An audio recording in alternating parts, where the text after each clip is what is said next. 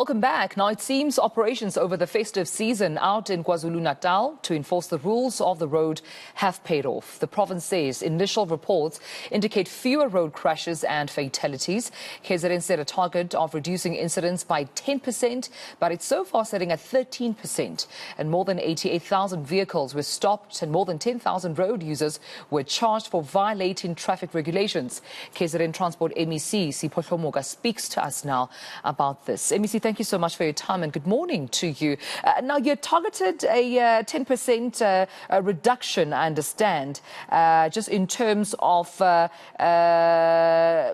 terms of crime, of any criminal activity within the province.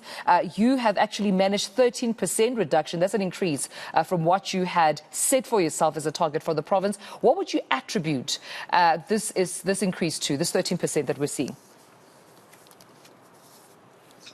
Well, morning to yourself and morning to the viewers. I think it's important that let me start by appreciate those or the motorists who have been driving and the people at large who have been observing the rule of law.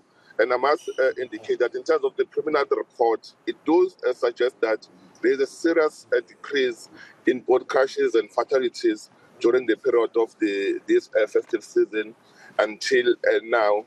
Correctly so, we targeted at least 10% decrease, but we are 13% now, while we are still doing our operations across the province.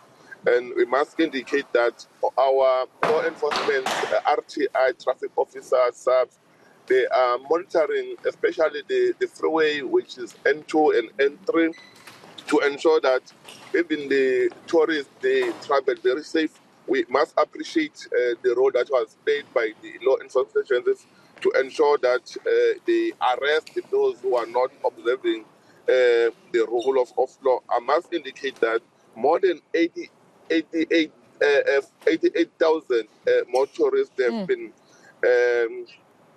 stopped in the province, and 10,700 were charged for not complying with the rules of law, or they were driving against what the law say.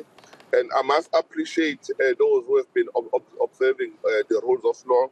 But I must indicate to say there are many people across the province who have been working with us, the traditional leaders, and the pastors, and I must appreciate all of them, because we appeal to everyone to say government alone, they can't arrest or fight crime, but we must work together to ensure that we fight crime.